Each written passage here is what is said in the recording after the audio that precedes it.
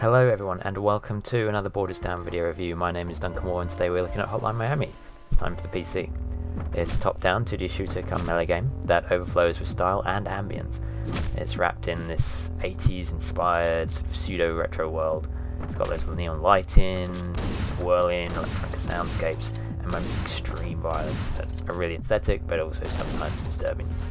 One of the most standout features is the AI system. Admittedly, the enemy's ability to detect the player is relatively basic. It's either through direct line of sight or the sound of a gunshot, which can lead to some of them standing still if you take out a nearby friend with a silenced weapon, whilst remaining out of view. However, once they discover you, their general tactics boil down to either a frantic rush to close distance, but neither of these issues count against it. This isn't some hyper-realistic stealth game, it's a mad, fast-paced action title where the player goes from level-headed calmness to a massive spike in adrenaline rush in a fraction of a second. The fact that most levels are made up of tightly interconnected buildings with thugs scattered around a number of rooms means that just a single firearm discharge can see all hell unleashed on the player as shooters rinse your position while close combat adversaries and packs of dogs close in. What makes the AI of Hotline Miami such a strong contender, however, is its sheer variety and versatility. While the enemies are always in the same locations, they never behave quite the same way twice. It's impossible to predict how they will react to you, meaning that you can't simply memorize input sequences and expect to get through the levels. With the one-hit kill system on both the enemies and the player, that subtle movement or timing difference between two runs can be what separates a glorious victory from violent and painful defeat.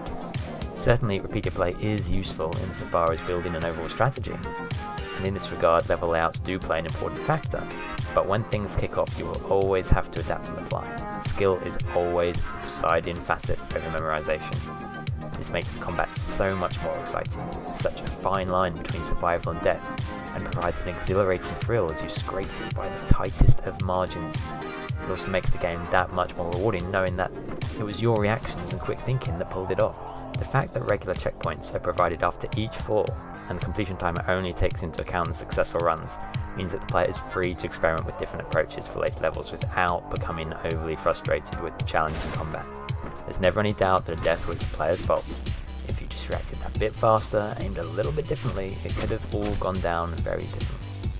It keeps the gamer flying by the seats of their pants and can be immediately panic-inducing if you get caught off guard. Balance between the melee weapons and guns is maintained through a tight control over ammunition counts, which when combined with the noise they generate can rapidly bring down more enemies on the player than they have bullets to handle.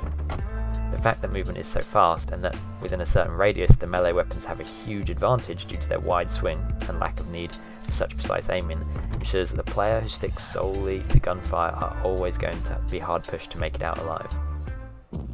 There's one caveat to this release, it's that it really does need to be played with a wide 360 controller.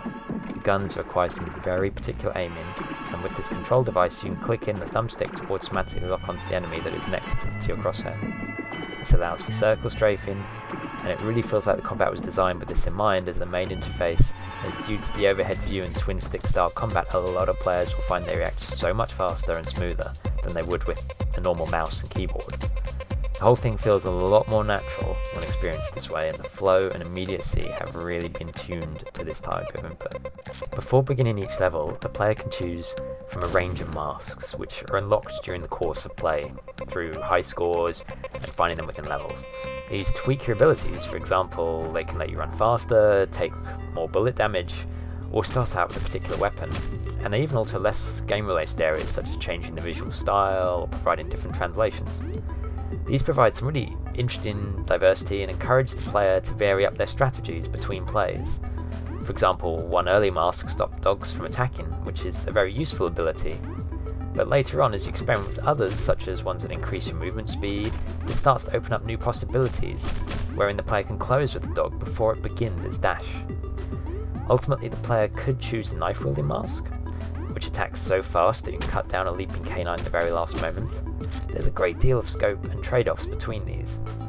These often factor into the scoring system, which features your standard time-based combo mechanic, but varies it up with the brashness and style of your kills, encouraging the use of doors to knock your opponents down or going for more challenging sequences. Oddly, for a low-resolution 2D game, one aspect that may put some people off is the degree of violence on the show. Not only is there a lot of blood, but some of the executions are downright brutal, and their depiction doesn't leave much to the imagination. Thanks in part to the zoomed in camera and the fact that the animations aren't exactly quick, there are times when it can turn your stomach far more than the violence found in more realistic looking 3D titles. Sometimes it can leave a bit of a sleazy aftertaste, and it would have been nice to have had more player control over the degree to which this aspect is displayed. This issue aside, Hotline Miami is an absolute triumph in the visual and audio departments. A lot of companies use retro-themed pixel art as an excuse to really shave the art budget down, but in this case, through good use of visual effects such as some rapidly scrolling scan lines, subtle rotation of the level, and some bright neon-laced background shading, it all comes together nicely. The style is consistent throughout and is immediately immersive. This wasn't a design choice made to curb costs, but one made to mesh perfectly with the feel of the twisting story and the detached world in which it resides. The soundtrack is at times eerie and haunting, at others more of an up-tempo club cheese with lots of heavy synth and MIDI work that sits well within the whole package and really helps bring you into this weird, twisted environment. Storyline-wise, everything starts out fantastically. There's some strange talking head segments and a constant feeling that things aren't quite right.